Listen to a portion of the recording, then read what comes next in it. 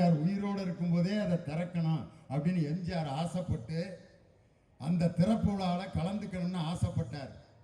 ஆனால் அந்த மருத்துவ பல்கலைக்கழகம் ரெடி ஆயிடுச்சு, எம்ஜிஆரால் திறக்கிறதுக்கு போக முடியல, இறந்துட்டார்.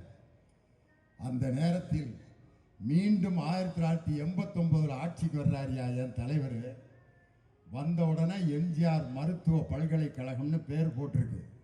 அவர் நினைச்சிருந்தா அதை அண்ணா பல்கலைக்கழகம்னு மாற்றிருக்கலாம், கலைஞர் கருணாநிதி மருத்துவ பல்கலைக்கழகம்னு மாற்றிருக்கலாம். ஆனால் என் தலைவர், என் நண்பன் எம்ஜிஆர் திறக்க வேண்டும் என்று நினைத்த பல்கலைக்கழகம் அவர் பேர்லேயே இருக்கட்டும், நான் திறந்து வைக்கிறேன் சொல்லி எம்ஜிஆர் மருத்துவ பல்கலைக்கழகத்தை ரிப்பன் வெட்டி திறந்து வைத்தவர் என் தானை தலைவர் டாக்டர் கலைஞர். நீங்க அந்த எம்ஜிஆருக்கு ஏதாவது ஒரு கட்டடம் கட்டியிருக்கீங்களா?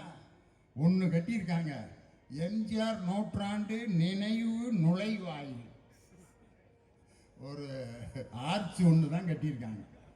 சரி, எம்ஜிஆருக்கு வேற ஏதாவது நீங்க செஞ்சிருக்கீங்களா? சென்ட்ரல் ஸ்டேஷன் பேரை எம்ஜிஆருக்கு வச்சிருக்காங்க.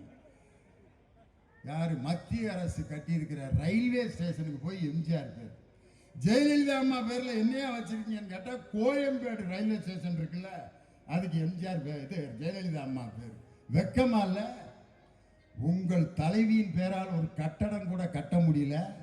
உங்கள் தலைவி வாழ்ந்த அந்த கொடநாடு வீட்டை காப்பாற்ற முடியாத எடப்பாடி எப்படி நாட்டை காப்பாற்றுவார் என்று எடப்பாடியை இன்று கேள்வி கேட்டு ஊர் ஊராக லேகியம் விட்டு கொண்டிருக்கக்கூடிய அந்த லேகிய வியாபாரி விரைவில் மக்களால் துரத்தி அடிக்கப்பட்டு மண்ணை கவப்போகும் காலம் வெகு தொலைவில் இல்லை.